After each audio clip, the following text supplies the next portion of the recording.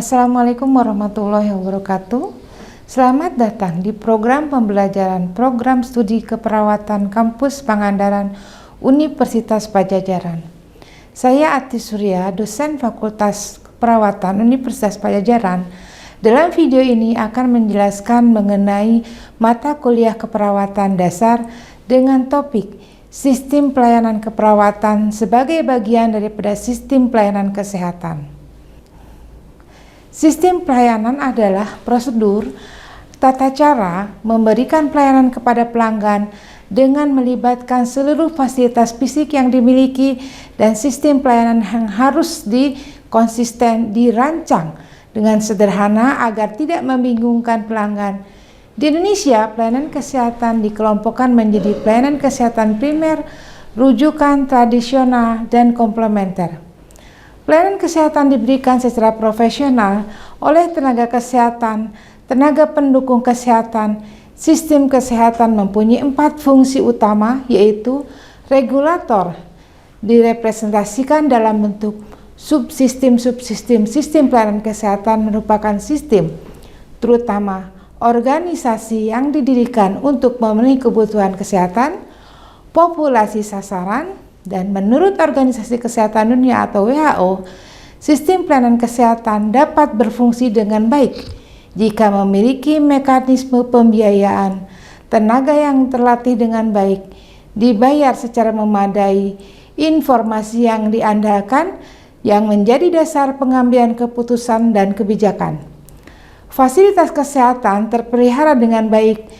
Sistem pelayanan kesehatan yang efisien berkontribusi pada ekonomi, pembangunan, dan industrialisasi suatu negara.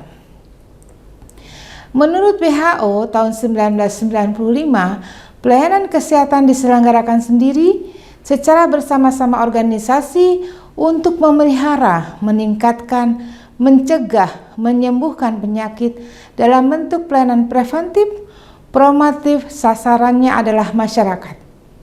Sistem pelayanan kesehatan primer, sekunder, dan tersier, pelayanan kesehatan yang tidak dapat dipisahkan satu dengan yang lainnya.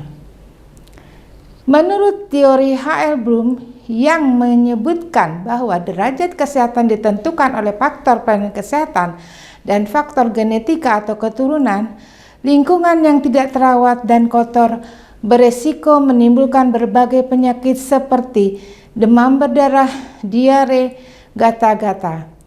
Hal ini merupakan 3 faktor dari penyedia pelayanan kesehatan adalah fasilitas pelayanan, biaya pelayanan, dan jarak. Sedangkan 2 faktor yang lainnya adalah masyarakat sebagai pengguna pelayanan kesehatan, faktor pendidikan, status sosial ekonomi masyarakat. Sistem pelayanan kesehatan dipengaruhi oleh input yang terdiri dari potensi masyarakat, tenaga kesehatan, dan sarana kesehatan. Proses merupakan berbagai kegiatan dalam pelayanan kesehatan.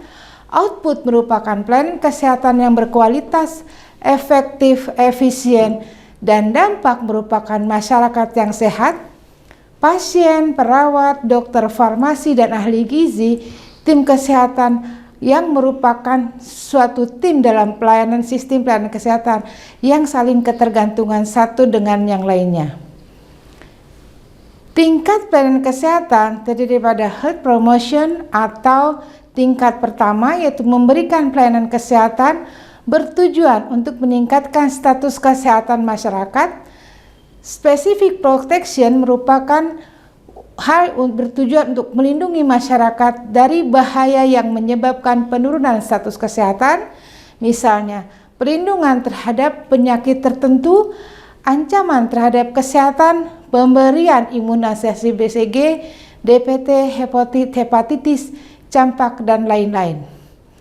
Pelayanan dilaksanakan untuk mencegah meluasnya penyakit.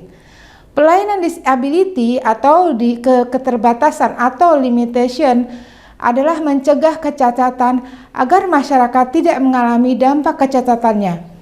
Kegiatan dilakukan dengan mencegah komplikasi, kematian, rehabilitasi. Fase pemulihan merupakan fase pemulihan kecacatan dan melaksanakan program pelatihan, memfasilitasi pasien memiliki keyakinan kembali, serta gairah hidup ke masyarakat, dan masyarakat mau menerima yang bersangkutan. Pemberian pelayanan kesehatan yang tersedia berkesinambungan, dapat diterima serta wajar, mudah dicapai, mudah dijangkau, merupakan faktor yang mempengaruhi pelayanan kesehatan, ilmu pengetahuan, teknologi untuk mengatasi penyakit yang sulit, pergeseran nilai masyarakat, aspek legal, kondisi sosial. Kebijakan pemerintah berpengaruh terhadap sistem pemberian pelayanan kesehatan, lingkup pelayanan kesehatan tersier, dibutuhkan tenaga yang ahli, subspesialis seperti rumah sakit tipe A atau tipe B, kemudian daerah tersedia tenaga spesialis pelayanan primer berupa pelayanan puskesmas. Pelayanan puskesmas kemudian yang selanjutnya adalah bagaimana balai-balai kesehatan bisa dikembangkan.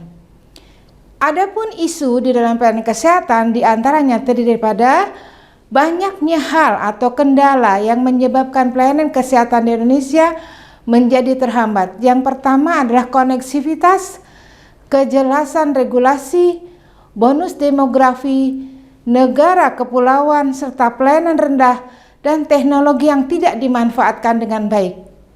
Sebagai penyedia layanan kesehatan atau fasilitas kesehatan, biaya pelayanan, jarak yang merupakan dua faktor pada masyarakat untuk pengguna pelayanan kesehatan sangat berpengaruh.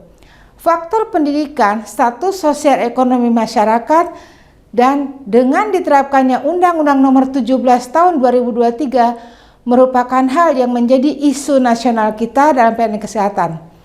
Fasilitas pelayanan kesehatan wajib dilakukan untuk meningkatkan mutu pelayanan kesehatan secara internal dan eksternal, secara terus-menerus dan berkesinambungan. Kemudian juga di dalam swasta pelayanan kesehatan di dunia terbagi menjadi tiga hal atau tiga tingkatan, yaitu pelayanan kesehatan primer, pelayanan kesehatan sekunder, pelayanan kesehatan tersier. Pelayanan kesehatan primer merupakan pelayanan kesehatan yang bersifat pokok, jenis layanannya merupakan terutama di rawat jalan. Pelayanan kesehatan sekunder merupakan pelayanan kesehatan yang bersifat lanjutan, jenis pelayanannya adalah rawat inap. Sedangkan pelayanan tersier merupakan pelayanan kesehatan yang sangat kompleks.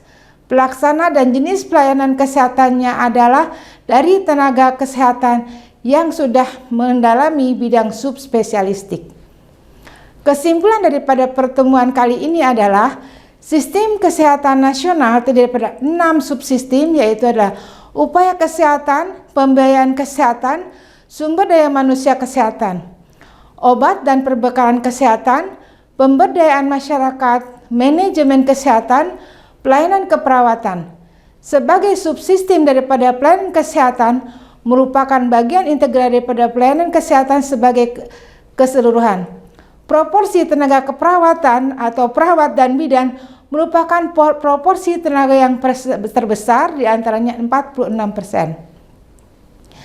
Jumlah tenaga ini akan mempengaruhi kinerja rumah sakit, puskesmas, dan fasilitas pelayanan kesehatan lainnya, sarana kesehatan lainnya. Peran perawat di dalam upaya kesehatan perorangan dan upaya kesehatan masyarakat dimulai daripada hal peran perawat sehingga dapat memberikan pelayanan kesehatan yang bermutu. Demikian penjelasan tentang pokok bahasan pelayanan keperawatan merupakan bagian integral daripada pelayanan kesehatan. Sampai bertemu pada program pelajaran Prodi Keperawatan Kampus Pangandaran Universitas Padjadjaran dengan pokok bahasan yang berbeda. Terima kasih.